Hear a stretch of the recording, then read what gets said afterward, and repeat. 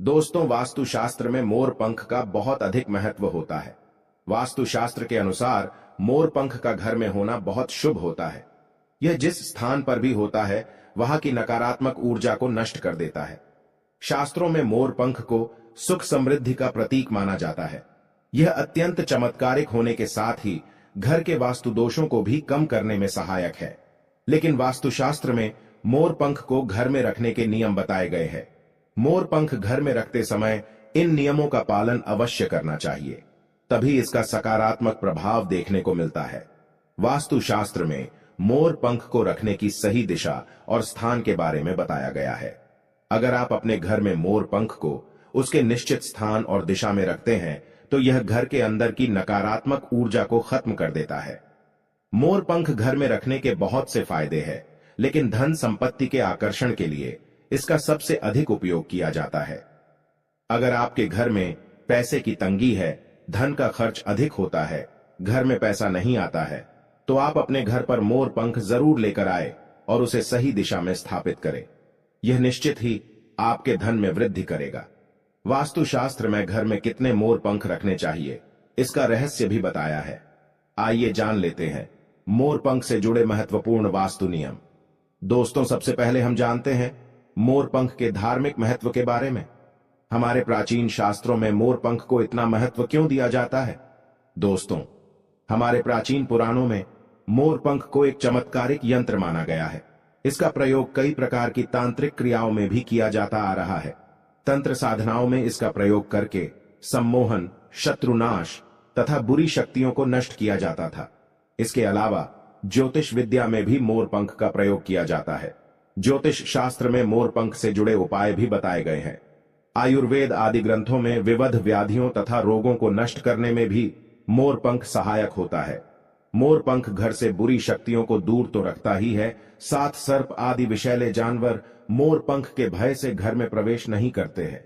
इसीलिए वन में निवास करने वाले लोग इसे अपने घर के पास रखते थे।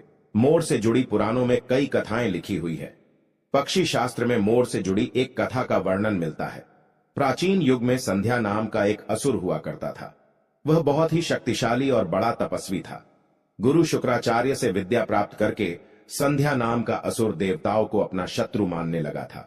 उसने ब्रह्मदेव और भगवान शिव से वरदान प्राप्त किया और बहुत अधिक शक्तिशाली बन गया। उसके बाद उसने स्वर्ग पर आक्रमण किया और कई देवताओं को बंदी बना लिया। लेकिन उस असुर को पराजित करने के लिए देवताओं ने एक योजना बनाई और उसके लिए उन्होंने मोर की सहायता ली। सभी देवता और 9 ग्रह मोर के पंखों में विराजित हो गए, जिससे मोर बहुत ही अधिक शक्तिशाली बन गया और विशालकाय रूप धारण करके उस मोर ने संध्या असुर पर आक्रमण कर दिया। इस युद्ध में संध्या असुर का वध हो गया और देवताओं को उनका आधिपत्य फिर से प्राप्त हुआ। सभी देवताओं ने मोर की प्रशंसा की और उसे भी पूजनीय होने का वरदान दे दिया। तभी से मोर को बहुत ही पवित्र माना जाता है। जिस स्थान पर भी मोर पंख होता है वहां पर 9 ग्रहों का अशुभ प्रभाव नहीं पड़ता है।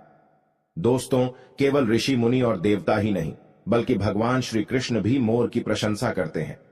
भगवान श्री कृष्ण ने मोर की श्रेष्ठता का वर्णन किया है और उन्होंने मोर के पंख को अपने मुकुट में धारण करके मोर के श्रेष्ठ होने का प्रमाण भी दिया है। मोर पंख के बिना भगवान श्री कृष्ण कहीं पर भी नहीं जाते हैं। श्री कृष्ण कहते हैं, मोर शांति और प्रेम का प्रतीक है। मोर सुख समृद्धि का भी प्रतीक है।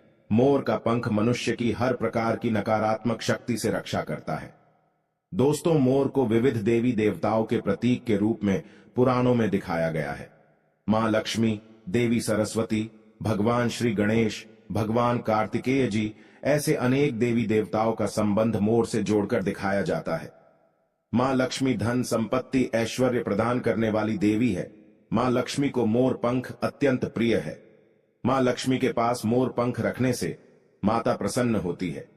माता सरस्वती का वाहन मोर है, इसीलिए विद्यार्थियों को अपने पास मोर पंख अवश्य रखना चाहिए। यदि आप घर में बांसुरी में मोर पंख डालकर अपने घर में रखते हैं तो इससे परिवार में सुख शांति का वातावरण निर्माण होता है। दोस्तों, हमारा घर एक मंदिर की तरह होता है। अगर इसमें रहने वाले सदस्य रोज आपस में झगड़ा करने लगे तो यह मंदिर कम, युद्ध का मैदान अधिक लगने लगता है। घर में क्लेश और झगड़े होने के कई कारण हो सकते हैं, लेकिन सबसे बड़ा कारण होता है घर में नकारात्मक ऊर्जा का प्रवेश करना।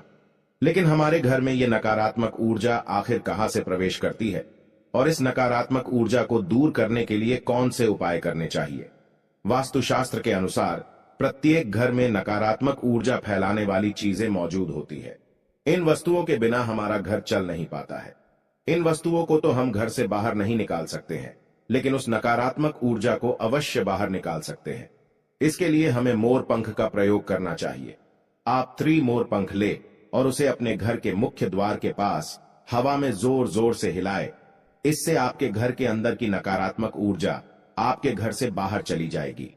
अगर आप रोज सुबह ऐसा करते हैं तो आपके घर के अंदर की संपूर्ण नकारात्मक ऊर्जा धीरे धीरे समाप्त हो जाएगी और आपके घर में सकारात्मक वातावरण का निर्माण होगा।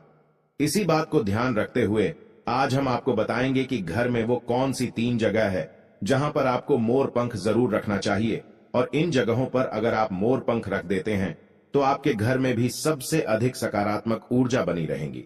सबसे पहली बात, घर से नकारात्मक ऊर्जा को दूर करने के लिए अगर घर में नकारात्मक ऊर्जा है और परिवार के सदस्यों की तरक्की में अड़चने निर्माण हो रही है तो आप अपने मुख्य द्वार के ऊपर गणेश जी की प्रतिमा रखें और प्रतिमा की दोनों ओर मोर पंख अवश्य रखें। इससे आपके घर में किसी भी प्रकार की नकारात्मक ऊर्जा प्रवेश नहीं कर पाएगी। यदि आपका मुख्य द्वार वास्तुशास्त्र के नियमों के विरुद्ध है तो आप मुख्य द्वार पर मोर पंख अवश्य रखें। इससे वास्तु दोष समाप्त हो जाएंगे। दूसरी बात, ग्रहों के दुष्प्रभाव से बचने के लिए अगर घर के सदस्यों पर ग्रहों का दुष्प्रभाव है अथवा ग्रहों की स्थिति खराब चल रही है तो मोर पंख ले और उस पर गंगा जल अथवा शुद्ध जल का छिड़काव करे।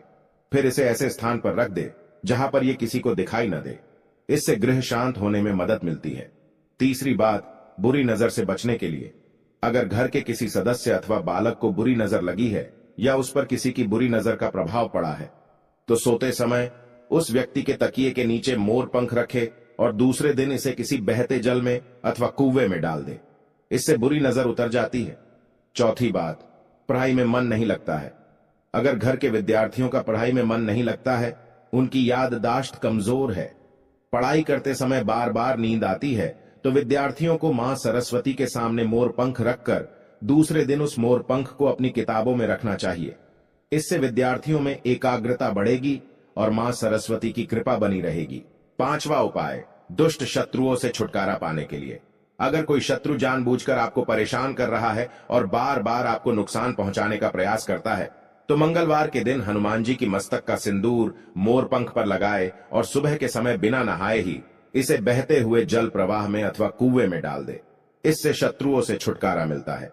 छठी बात, मन वांछित फल प्राप्ति के लिए अगर मन की कोई इच्छा अधूरी है, कई दिनों तक कोशिश करने के पश्चात भी मन वांछित फल प्राप्त नहीं होता है, कार्यों में बार बार रुकावट आ रही है, तो आप राधा कृष्ण के मंदिर में जाकर भगवान श्री कृष्ण को मोर पंख चढ़ाए अथवा घर में ही श्री कृष्ण की मूर्ति पर मोर पंख लगाए और अपनी इच्छा उनके सामने प्रकट करे। 7वीं बात, अगर पति पत्नी के बीच तनाव हो, अगर घर के अंदर क्लेश है, पति पत्नी के बीच बार बार झगड़े होते हैं, आपसी प्रेम कम होने लगा है, तो उनके बेडरूम में दक्षिण पूर्व की दिशा में मोर पंख रख देना चाहिए। इससे दोनों के बीच में प्रेम बढ़ेगा और आपसी मनमुटाव कम होगा। 8वां उपाय, धन में वृद्धि के लिए अगर धन की कमी है, अचानक धन खर्च हो जाता है, तो घर में तिजोरी अवश्य बनाएं। तिजोरी रखते समय ध्यान रहे तिजोरी को पश्चिम की दीवार पर सटाकर रखे और उसका मुख पूर्व दिशा की ओर हो। इससे देवराज की कृपा दृष्टि बनी रहेगी। साथ ही मां लक्ष्मी की पूजा में मोर पंख रखकर उसे तिजोरी में रखे। इससे घर में सुख समृद्धि आती है और धन की कमी महसूस नहीं होती है। यदि धन की समस्या आ रही है तो घर के आग्नेय कोण में अर्थात दक्षिण पूर्व दिशा में अपनी कमर से ऊपर कंधे की ऊंचाई पर 2 मोर पंख शुक्ल पक्ष में लगाएं। जल्दी ही धन प्राप्ति के नए अवसर प्राप्त होने लगेंगे। 9वां उपाय, आप किसी भी शुभ दिन मोर का एक पंख लेकर घर के किसी ऐसे स्थान पर रखें जहां पर आने जाने वाले लोगों की नजर सबसे ज्यादा पड़ती है। असल में मोर का पंख नकारात्मक ऊर्जा को अवशोषित करता है, इसलिए आपको इसको ऐसे स्थान पर लगाना चाहिए जहां ये सभी को नजर आए। मोर के पंख का यह उपाय न सिर्फ आपको बल्कि आपके घर के सदस्यों के जीवन में भी सुख और समृद्धि जरूर लेकर आएगा।